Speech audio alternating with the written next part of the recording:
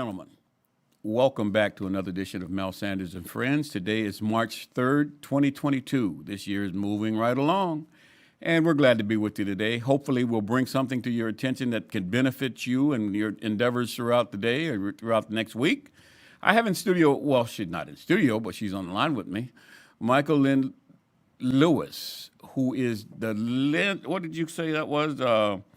Resident leader. Resident leader, that's it. And I have it written down too, and I couldn't get it out, for Action and Change. And it's an organization that has been around for a bit that deals with things that have to do with our neighborhoods, particularly in Southwest Fresno.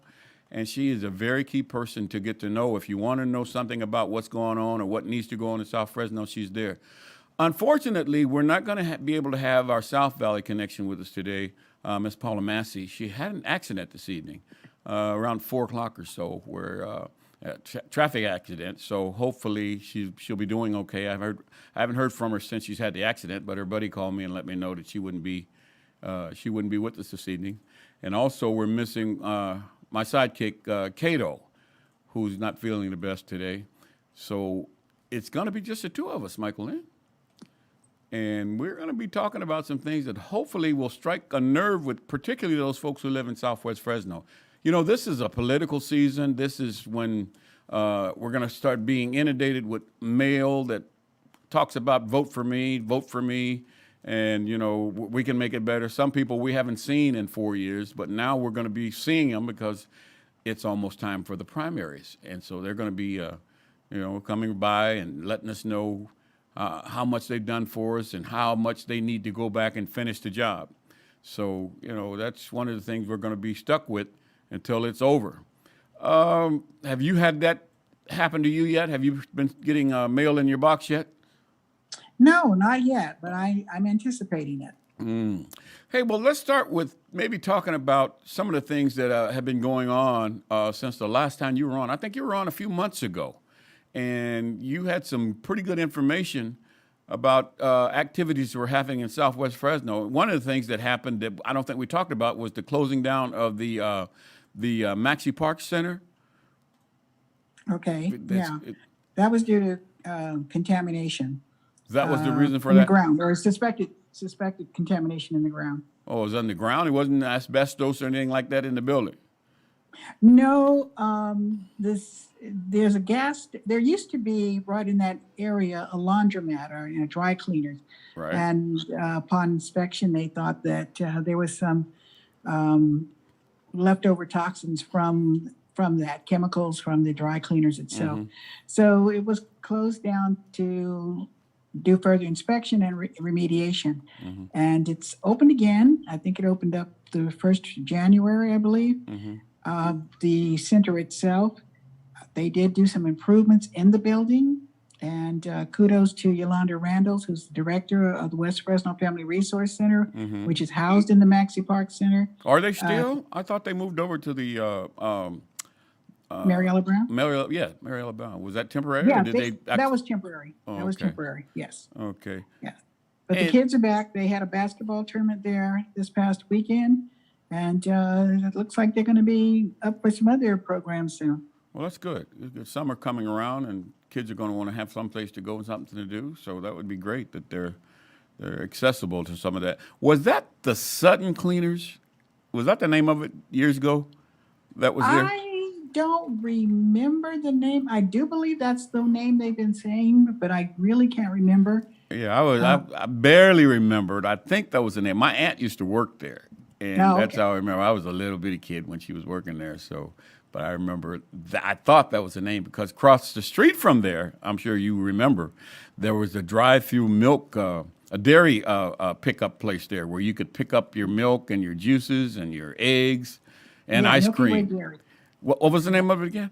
Milky Way Dairy. Oh, man. It's funny that you mentioned that. It's actually Milky Way Dairy was down the street in the 2400 block of Elm. Where Sutton is, or where Maxi Park Center is up. I think that's the 2200 block. But yeah, there was the Milky Way Dairy, and it's funny that you mentioned that because I'm telling people as we get more revitalization activities going on about this drive-through dairy. Everybody remembers Harpain's, but that was not the one. It was Milky Way in West Fresno, and as a matter of fact, anybody listening, I'm looking for a picture of it. Right. There's some family members that are still around, aren't they? There are some, but I tried to get in touch with them. They're kind of hard to get in touch with. I know a couple of people. Maybe I'll try to reach out to them and see if they can reach out to them. They were classmates over at Fresno Colony, I think, back Okay. during the day. So we'll see if we can maybe help out with that. But yeah, that brings back a lot of great memories. I can remember our family coming in and all of us in the back seat and driving through there to pick up our milk and our punch and ice cream. Boy, I love that Oh, black yeah. walnut ice cream. Man, that was one of Yep. my favorites. I look forward to that. Once a week, we'd go through there and get refilled on our milk. Right, exactly. And people just think that's just, incredible that something like that actually happened. Oh, yeah. But yeah, they did. They had some of the best ice cream in town. Oh, yeah, that's for sure. What else has been happening since we've last talked on our show in Southwest Fresno? I know we mentioned the closing and now the reopening of the Maxey Park Center, but any other interesting things that are been going on? Well, yeah, there's the rezone of an area south on South Elm near between Annandale and North Avenue. There's like 92 acres, an industrial park where they want to actually, they said, to add or make improvements for their manufacturing. And the Southwest Pacific Plan, which was passed in, I believe, 2017, it was written in there. They were grandfathered in into a certain way that, yeah, they could continue to operate as is, but no other improvements, no other additions, nothing like that. And they've been going after. We've been meeting back and forth, and there's been this kind of a hurry up and wait thing. We'll be notified of a meeting, and then they'll on the other side, the attorneys will decide that no. Let's go back. This is really significant to people who live in Southwest Fresno, specifically those who live out in the North Avenue area, for pollution. We're trying to eliminate pollution. That was one of the things that we really were really hard on in the Southwest Pacific Plan, was to eliminate that and to keep the environment, to kind of improve the environment as best we could, and to keep people from having, having detrimental results to their health from this whole business. And now it looks like we've got, other industries, which at one point in time, from what I understand, the city of Fresno gave these people kind of a sweetheart deal to build over there. And now they want to kind of like dismantle the Southwest Specific Plan for their own benefit. So what kind of manufacturing or what kind of industry is trying to come in that would be producers of things that we don't like? Well, let's see. I can't think offhand. You put me on the spot here. Sorry. But I know one is SmithKline Glasgow. They're the pharmaceutical company. I think I don't want to get us sued, so I'm not going to say what companies, but they've been operating there for maybe the past, I would say maybe 15 to 20 years. But now they're saying that they need this change so they can make, other improvements. And one of the things is we don't know how many things like diesel trucks coming in and out of there, the exhaust that would affect people who live there. And probably that they have a new senior complex out in that area. Yeah, off of Annandale and Ivy, and that Exactly. Yeah. Exactly. And that would affect a lot of people. Yeah. A lot of people. And you're senior, you're going to start experiencing a lot more health problems and issues as you get older. And this is part of the on the east side of Elm Avenue there, from Annandale down to North Avenue. There are a bunch of warehouses that are already there, aren't they? Yeah, that's exactly. And those are the same people who said they just absolutely need to have the rezone kind of either eliminated or laxed so they can do their so-called improvements. They claimed that they had no idea about the specific plan, which, kudos to the city of Fresno. They sent out lots and lots of notices. They just ignored them. And the city, the city planners have the proof. They have all the paper trail. Right. So they can't say they didn't know. So let me ask you this question. Are either the Planning Commission or the representative from District 3, were they aware? And have they stated a position on this? They have to a certain degree, and that's one of the reasons why we keep having these meetings that are scheduled and then they stop because of this. They were aware, and I'm not sure how they felt about it or if they didn't want to come up with looking like egg on their face or whatever they're doing. But this has also led to the mayor's new policy, supposedly for industries citywide, for this whole thing to be affected for industry citywide, so that it looks like they are concerned about the city as a whole. And I have my skepticisms. Yeah. Well, history can speak to that. I mean, for a long time, we believed we were going to be having more of residential house building and some more commercial stuff, like just shopping centers and that kind of thing. But that has yet to really materialize. And I'm just wondering, with the leadership, both at the Planning Commission and at District 3, what do they see? What is their emphasis? Because, their voices are pretty strong when they speak about future growth in an area, particularly when you talk about dollars coming to that area. They can be pretty vocal. And in years past, I remember when Les was a city council person, he was very vocal about making sure that West Fresno got its fair share. It didn't always happen, but he certainly gave the appearance that he was trying to make that a reality. And I'm just wondering what our current city council person is doing in terms of communication, because I don't see, other than the flyer about reelection and a couple of other things. I think I saw something about printing addresses on curbs for some young people to provide some short-term summer employment. But other than that, I haven't seen anything, that really kind of let me know what direction our representative was going and how much impact we had as community members. And that's where this conversation may veer off a little bit, because that's where our voices should really come in strong.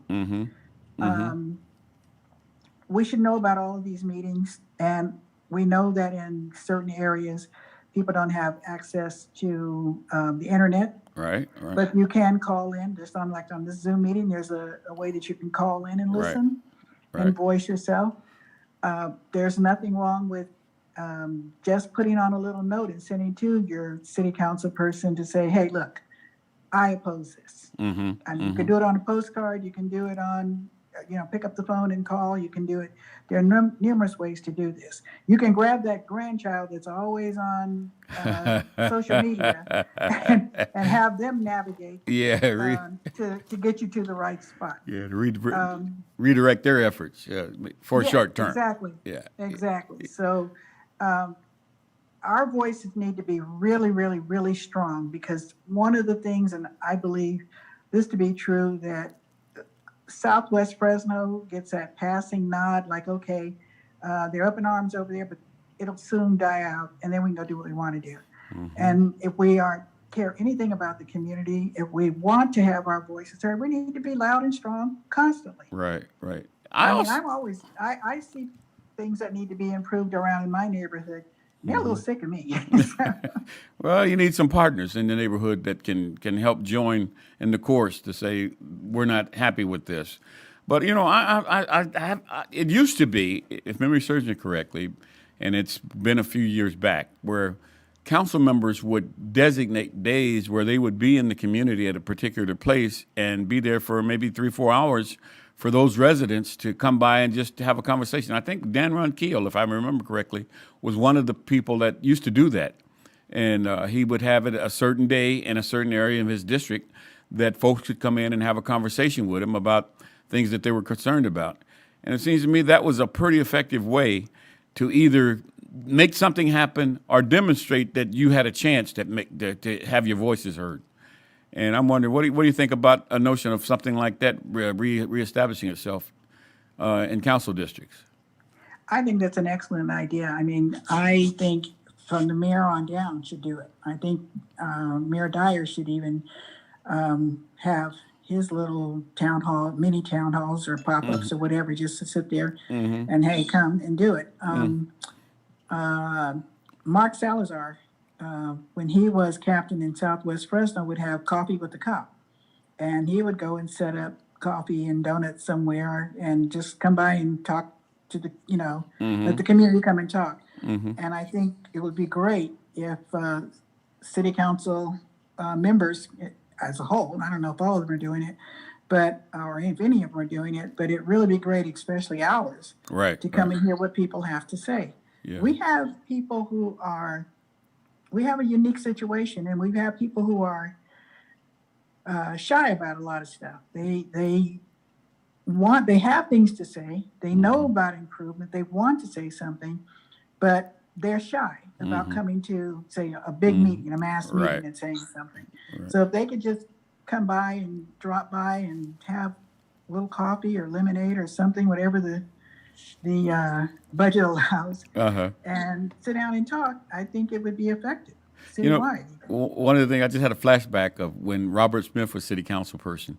He would make it his business at least once a week and perhaps twice a week to be at the donut shop right there at Sal's Donut Shop right there on Fresno and B or C Street there.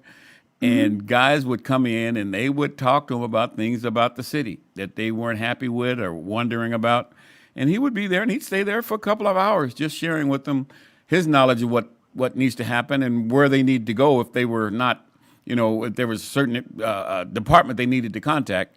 He would be there to kind of direct that and say, listen, you need to talk to them, and then let me know what kind of response you get. And I think that makes for a very representative person sitting in that seat that demonstrates that they're concerned and they're willing to go that extra mile to hear what the constituents say. And I didn't think about the mayor when you said that. I was simply thinking about the city council person, because it takes less votes to remove a city council person than it does to remove a mayor if he's not giving you the service you need. So I was trying to find the easiest path forward. But I think that's kind of, that's something that needs to happen. And it shouldn't have to be something I think that we should think about. I think that should be the leaders' position, that they want to be more visible in the community, more so than just saying it, but actually doing it. And they do come to certain events, ribbon cuttings, or you have some sort of community recognition. But I'm not talking about those kinds of meetings. I'm talking about those kinds where you can sit down and talk about the Southwest Fresno plan and any of the other plans that are scheduled for the district that you could, people can have input on. Because, without us, there's no them.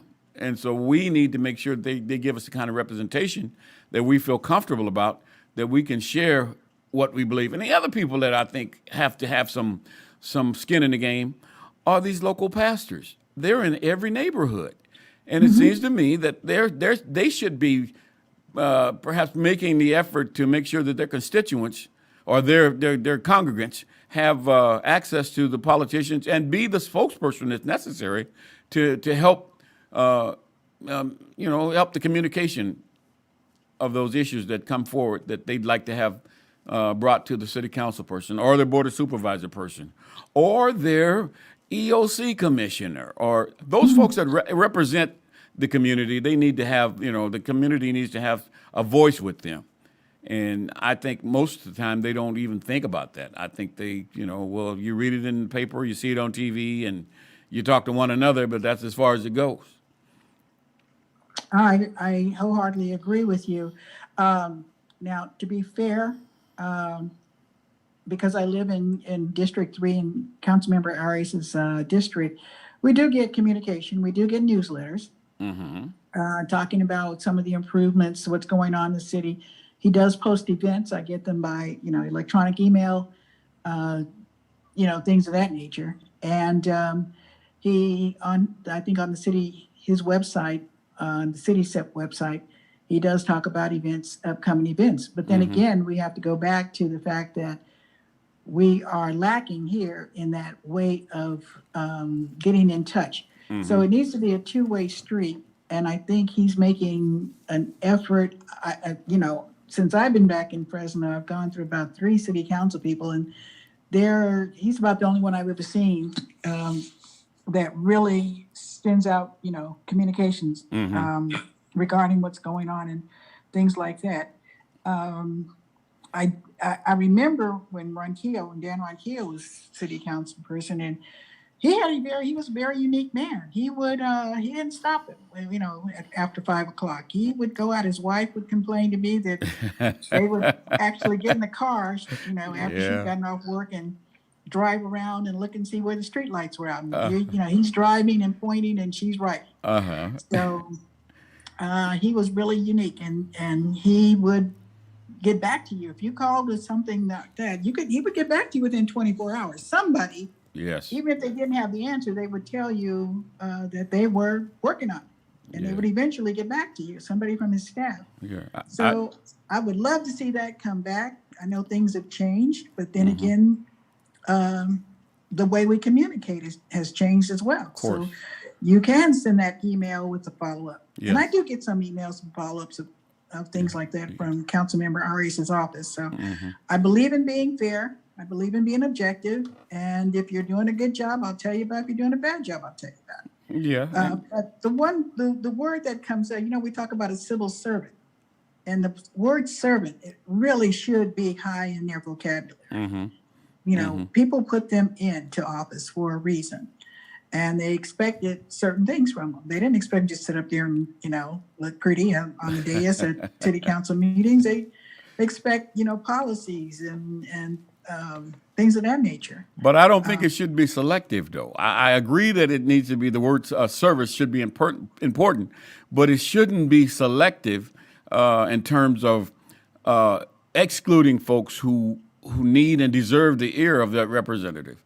And if you're not going to do that to everybody, then I have a problem, because there's some folks that are concerned and have legitimate issues, in my belief, and it warrants the response from their representative and no personal response. They may send somebody from their office, but at the end of the day, the positive piece didn't happen and could have happened based on what I recognize as the strong points of the representative. In particular, Mr. Arias, he's when he wants to do something, he can make it happen. So I think sometimes, you find out where you're on the totem pole when you don't hear back from them, or there's a third party that comes to you. And so, sometimes, and it's because we don't have that regular face-to-face meeting with them, that he may not know who the players are that he really needs to be talking to. Now, you're an exception to the rule because they know you. Everybody knows who you are, and they will definitely respond when you call. And maybe that might be a better way to go, but I think it should not have to be that way. I think it should be not having to contact you to contact them. We need to make sure that they understand that they have a job. And Dan Ronquillo was a perfect example of that. I mean, he would get back to you, and I remember those days when he would, sometimes at 11 o'clock at night, he'd call you back and he'd say, hey, I was out there and this is what I found. And I'm going to get on it tomorrow, and I think we can have it taken care of. So I think it's important that you have quality leadership that has an ear to hear what the voters have to say. And we know you'll get some radicals, some folks that don't understand. They're asking you as a city councilman, what about my kid in the 3rd grade that's not getting what he needs? Well, if you don't know who you're talking to, you don't know that's not his responsibility. But, that we can get past that, but I think it still needs to be a person who's a representative who can share with you where you do need to go if that's not his area. He can say, look, you're in so-and-so's district on the Fresno Unified School Board, and you probably need to give them a call. And that's helpful. But, I just think to be a servant, it calls for you to do more than just show up at the job and selectively pick who you're going to respond to. Am I wrong? Yeah. No, I agree. But again, we go back to, who's willing to step up. There's a reggae song, and it's about who's willing to bail the cat. If you're brave enough to lift your hat, step forward and, to bail the cat, let's step forward and lift your hat. And it's a great song. It's by Max Romeo, if anybody wants to hear about it. But anyway, It's a message. It's the same, and that's where the philosophy should be. Is it's okay now, and like I said, you've got people who are very shy. I remember a few years back, I was on a panel in Washington, D.C., and there were people from Flint, Michigan there. And one woman stood out because she said she didn't have the education. She didn't have the vocabulary. She didn't think she had any of that stuff. But when she looked around and saw her neighborhood was in trouble, she was like, I'm getting a voice from somewhere, and I don't care how it comes out. You will eventually, you're going to hear me. And afterwards, I sought her out, and I had tears in my eyes because I just thought, how brave can you be, But this woman had found that voice, and you just never know where that solution is coming from. And you just never know who really is listening. Because again, I'm in front of the city council. I'm in front of a lot of the people. But sometimes it might kind of go, okay, here she comes again. I try to make sure that whatever I say has some meaning to it. I'm not just sitting there passing the time of day. Yeah. But there's somebody out there who may not have or feel like they have the education or or the vocabulary and everything else. But they've been sitting there in their neighborhoods and watching things go down. And they have a great solution. And it's time for them to speak up.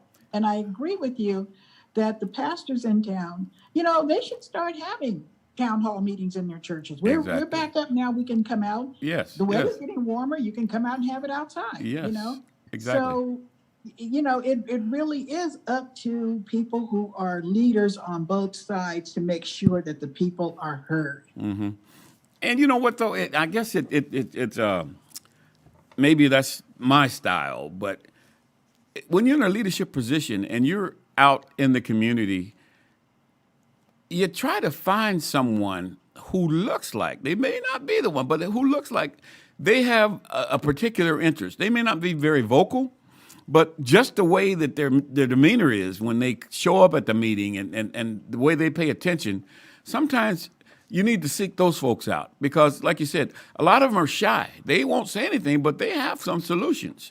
And if you're the kind of leader that is very observant, then those kind of things stand out and give you someone to target to say, look, how would you like to serve as this area's, it used to be the block captain or whatever, because it has more than one rationale for it, particularly if you're a politician.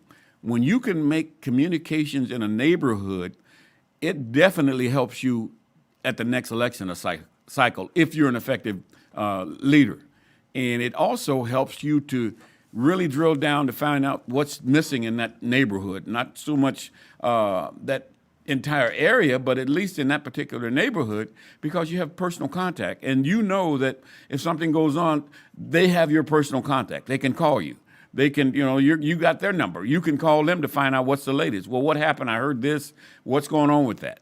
And you're better informed as the leader of that area. So I think pastors have a role to play, and I think they can have a very important role to play because they have the facilities in each one of those neighborhoods that can call for a meeting, and usually they'll have enough folks of interest in those congregations that can help and be those people that you call on that are your eyes and ears in the neighborhood. I agree. I'm not on video, but I am shaking my head in affirmative real hard. Okay.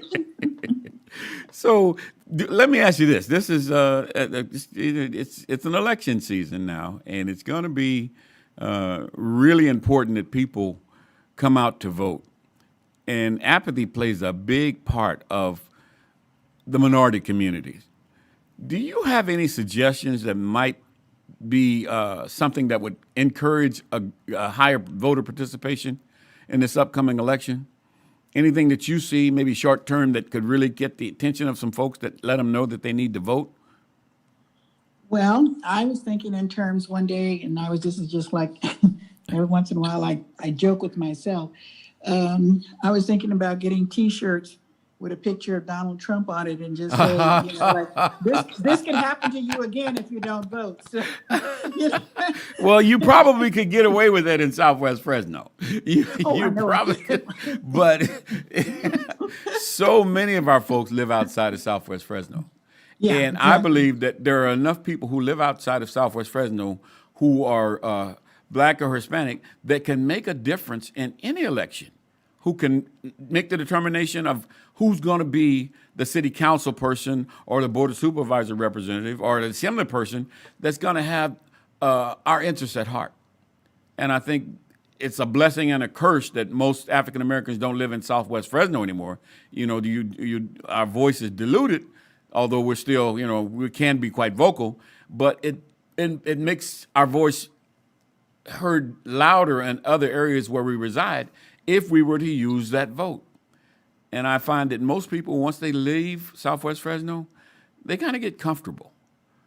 And they don't really put in the effort to say, I want to be a part of making sure that my representative helps to support the representative that represents where my parents grew up. Because for years, a lot of times money came into Southwest Fresno that was detoured to some other district. And we didn't hear about it till the money was all gone. Where if we're everywhere, if we're in every district, we have a chance to have a voice to those representatives to say, I don't want to take all the money. Let's spread it around because it came in under the guise of helping Southwest Fresno. You're preaching to the preacher at this point because I I've been having this conversation. It's funny just saying that because I've been having this conversation in the past week or two with people saying that, yeah, we've dispersed.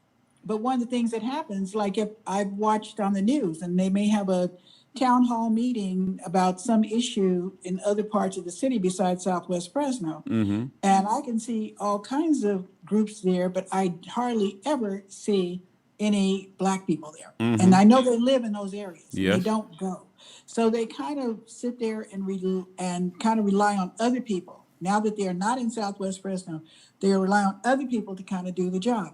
Whereas if they were visible, that would let that representative know, oh, wait, I got some Black folks over here, Right.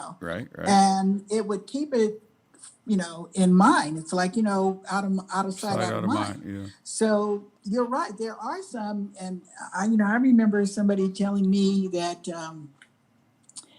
something happened over in their area, and it wasn't Southwest Fresno, and they said, well, these people over here don't play, but they were not participating. They were letting somebody else do it. Exactly. Whereas now, if this powerful group decides to move away, they're not going to take you bring you along. They're just going to leave. And people don't realize you have to be a participant everywhere. Yeah, wherever you are. Yes. I used to live in Los Angeles, and I lived in a. I think I was probably the only Black person in the entire district. But I made sure. I guess from my upbringing, I made sure I went to the town hall meetings, Mm-hmm. and I made sure they saw me, and I made sure I went up and introduced myself, and, Mm-hmm. and a couple of times I said something, and it stayed in their minds. Mm-hmm. It stayed in there. They realized, okay, wait a minute here. You just have to make your presence known wherever you are. Leaving one area does not excuse you from being a participant in the community as a whole, or the city as a whole. So maybe we need to go back to the drawing board and just maybe re-educate people or educate them about the importance of their vote and their voice, even if they don't reside in an area where the majority of the folks look like you. And so, I think some of it comes from ignorance, not knowing that if I put pressure over here, it can help out over there. And I think if folks understood that, maybe we would have a more connected voter base throughout the city. Because I think a lot of people just don't understand the strategy of making sure that your vote is recorded and your voice is heard. Because if you're not, I always say politicians love the jobs that they're in. and they will do almost anything to keep those jobs. So we have to put the pressure on them to make sure they do what we want done, as opposed to those folks who may spend the big dollars with them to say, look, I can help you with your campaign. You're going to have to get your message out. You're probably going to need $50,000 or so. I can help you with that. As opposed to the people who are saying, I can support you if you're meeting our needs. I got some relatives that have never voted before, and I think I can convince them to vote if they can see the benefit of voting that's going to help my community. But, you know, most politicians are like water. They take the easy route out. Whatever is easiest, that's what they do. And, you know, it's at some point, I've been praying for a long time that people wake up and use your voice to get what you need, because they recognize voices. You may not be able to write that big check, but if you got a collection of votes, hey, he's going to hear what you say, because that's the reason they get the money, is to influence your vote. And if you have already got the vote and you got them packaged, they got to come and have a conversation with you. And that guy that has all the money is not going to weigh it near as heavy as how many people you have that can say whether you go back to office or you leave. Yeah, you're absolutely right. Again, when I lived in Los Angeles, a Catholic priest told me one time that he was asked what was his job. And he said, my job is to comfort the afflicted and afflict the comfortable. And that's exactly what we need to do. Oh, I like that. You don't mind if I steal that, do you? I like that one. That is good. That's a good thought. Well, anyway, I just thought that we'd have that conversation that, kind of would kind of open some eyes when folks look back at this and say, that was a good conversation about what we need to do in our communities, and talk about the development that's happening all around us. That's very interesting to find out that the people that want to expand didn't know that there was already a plan in place, and they, but they say money talks. And if you put the money in the right places, you'd be surprised how many things can change that were not scheduled to change. Mel, I was on that, as you know, on the steering committee for the Southwest Pacific Plan. And it was supposed to be an 8-month commitment. It turned in 2 years. In fact, one of our members, we were on that thing so long that she actually conceived and had the baby. Wow. She actually showed up the night that the planning commission or the city council was going to vote on it. Uh-huh. She actually showed up and had the baby the next day. Oh, wow. So that's how committed she was. And to have that kind of, and she didn't live in Southwest Fresno, but her heart's there. And, she does work there, but, there are people, we forget times that there are people who don't necessarily look like, I hate that term, don't look like us, but there are people who are like that, who have a heart for Southwest Fresno.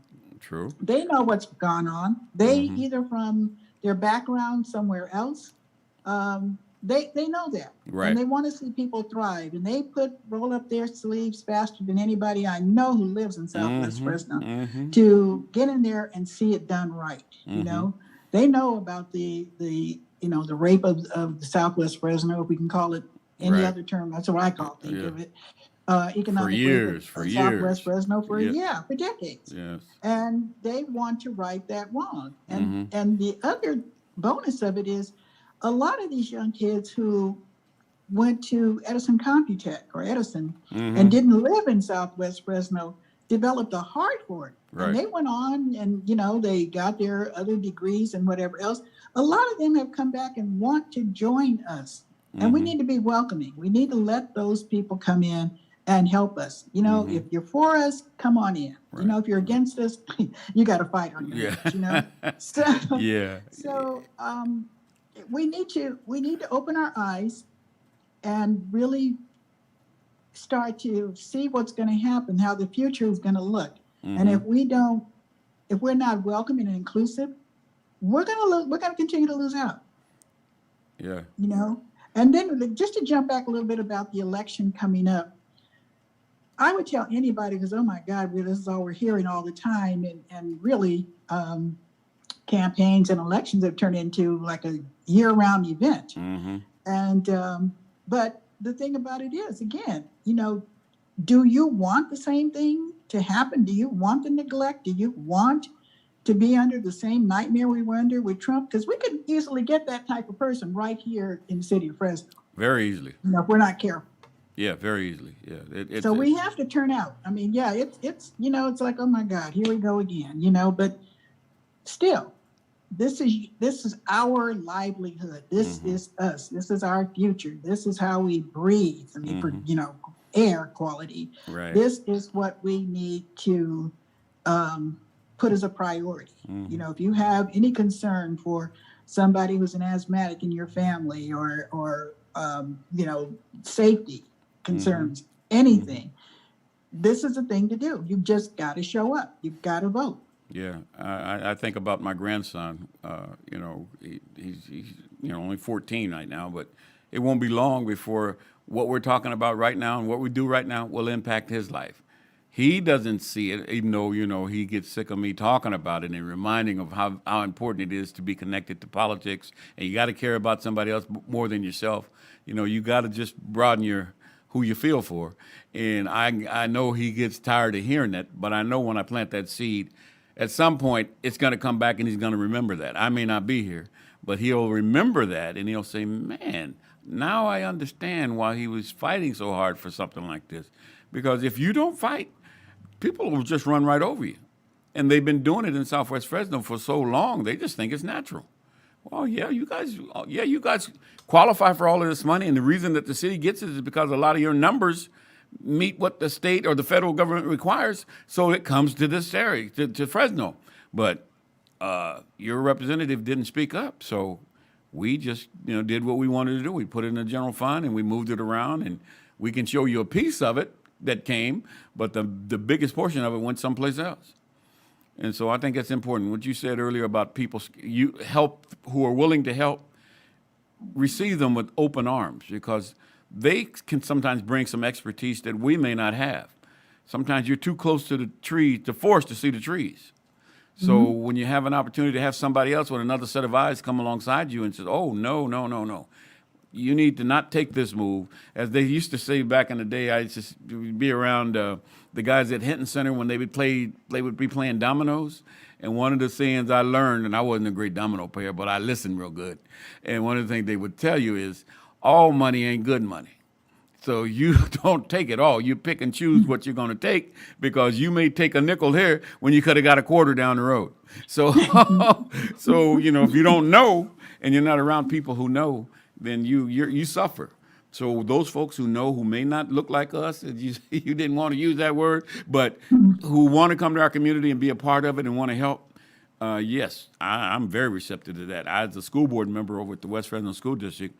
When Dr. Buchanan came over and acted as interim for us, I was extremely impressed, and so was he, about the spirit of our kids and how they were extremely competitive, and they always wanted to win. They wanted to be the best they could be. And one day he told me, he said, Mel, if I had known, I apologize to you that I didn't know black kids or black people like I should have. But if I had known then what I know now, I would have gone from Clovis years ago and came over here, because everything I put together was about competition, and your kids are all about competing. We would have had one of the most outstanding school districts in the state, if not the nation. And I appreciated that, because he was outside of our community looking back in and seeing what we could have produced. So I say, to what you said, yes, any kind of help that's going to come to give us the support we need to move from where we are to where we need to be, let's welcome them with open arms. I don't want to hold you much longer. Any other things you want to say before we wrap this up? I don't think so. I mean, you're asking the questions and I'm answering them, I hope. Yes, you are, and I appreciate that. And you're giving me another perspective. I want to tell anybody who's going to be listening out there that Mel Sanders owes me a cup of coffee. 2 cups, because you forgot the last time. I didn't make up for the last time. But no, I want to tell people to I know gas right now is $1 million a gallon. But if you're out in Southwest Fresno, just kind of drive around and look at some of the improvements. That West Creek Village thing is going to start with Sylvester Hall and the Shahadis.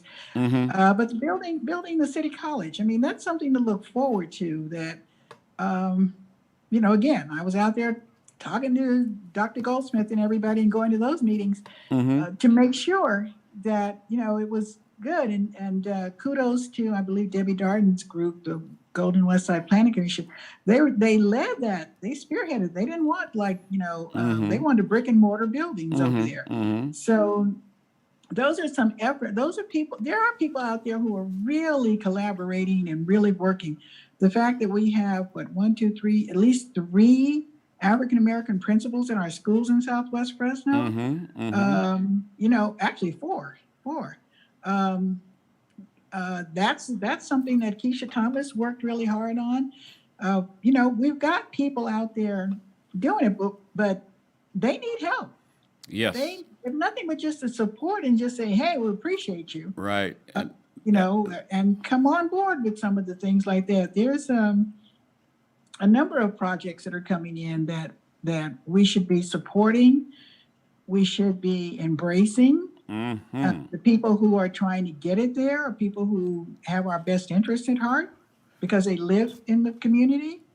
And I think that, the rallying cry, I know maybe Juneteenth that's coming up. Right. There should be all kinds of improvement boards around there that shows. I think I might talk to Chance about that. Right. But just showing just different things. There's, bringing broken neighborhoods back to life. It's, not just about the block party, but tune in. I think they tune in the first Tuesday of the month, and you can do it at Zoom. Oh, and really? I think next month they're going to do a hybrid. You can go in person or there, but go out and support, whatever you feel about the PD. There are some police officers who are dedicated. They chose to transfer into Southwest Fresno to make a difference, not to come beat up people, but to make a difference. And the block parties, something that our communities really need to embrace. For safety's sake, we're concerned about the safety for ourselves, for our children, our property, things like that. That's a good forum. They have some really good speakers. And you mentioned that, and let me just run this by you to see what your thoughts are about this, as it relates to policing. I maintain, and I could be as wrong as 2 left shoes, that you get better service from police officers when they reside in your neighborhoods, or not just your Fresno community, but your neighborhoods. And I'm looking at a police force of somewhere over 700 right now. To me, that equates to with the 7 districts, having about 45 officers committed who reside in those areas for each one of those 700 districts, which would give us some additional officers who don't live in those areas to help service it. But it seems to me that if officers live in the communities where they serve, they have a better relationship with the people who live there, and they're less likely to have some of the problems we've seen over the years with policing. Am I crazy? No, you're not. The barrier to that is the housing itself. I brought that up, and I keep saying me. I'm not saying it because it's just I guess I have a big mouth and I just keep talking. But there's a program called the Officer Next Door, or the Fireman Next Door, the Teacher Next Door. And I have a cousin that actually participated. She was in South Central Los Angeles. She's actually in Compton, and she bought a house, and she's a teacher, and they gave her this whatever discount or whatever else, and she qualified for the loan. They helped her with all of that stuff, right. And she moved in. And the whole purpose is, if you have somebody like that living in your community, then 9 times out of 10, you're going to either think about what you're going to do, or you might aspire to do that. Now, when I was growing up, there were several police officers and sheriffs who lived in Southwest. They were friends, up and down the street and Jack whatever. Kelly. And it was a great thing. So right. I have pitched that program to Sylvester Hall, as a matter of fact, for the West Creek thing, and I may have to remind him about it. And I pitched, I think, to Dyer when he was captain of the police department, What was his response? To get these people in here. Now, the barrier we have in Southwest Fresno is lack of housing. Don't have the same kind of housing they have in Northwest and Northeast. Correct. Yeah. So, of course, they're not going to do it. But if you could, hey, convince one or two of them, like, hey, we can put you in here. We could rehab a house for you. Give it great living things. A lot of people are too now getting tired of those McMansion kind of things and everything. Their cost to heat, to cool down and things. Yes. They don't have yard space. We're Southwest Fresno. We've got nice size yards. So if we could make that program attractive, we might be able to get those people and teachers next doors and fire people. I think it would be a great thing, and you're absolutely right. If we could make it happen, I think it would be a great improvement. And I think you have to tie some things together with that too. One of the main things about young couples who are starting out, they want to make sure that their kids get the kind of education they'd like to see. So those things have to improve as well. And then those other amenities like shopping centers and places where they can dine and do some things. I think those things have to be tied together, and they should. And as far as I'm concerned, they should be priorities for the city to make those things available when they can at a discount, so that those developers are encouraged to start developing that. Because when you have good neighborhoods and people feel safe and they can get what they can get someplace else and they don't have to travel for it, I think you have a better chance of having a more stable and a more pleasant life for folks living in Southwest Fresno. Anywhere for that matter, but particularly Southwest Fresno because it's been neglected so long. I agree. Absolutely agree. Listen, I thank you and I appreciate you joining us today and sharing with us. This is Michaelynn Lewis, who is the community leader for Action and Change. She says she got it by default, but I'm telling you, she was well qualified for the position. We look forward to the cup of coffees and then talking about maybe we can plan on how we can sit down with some of our city leaders and share some of these ideas and maybe see if we can make them happen. Because without a conversation, they're just, thought by one person or next. But when you can sit down and have a real good conversation, maybe we can find a way to make it happen. And maybe you never know. They may have been thinking the same thing, but just never brought it up. So I appreciate you joining me today, and I look forward to seeing you again. Folks, you've been listening to Mel Sanders and Friends. Today is March the 3rd, 2022. We will see you again soon. Thank you so much for joining us. Take care. Thank Bye-bye. you. All right.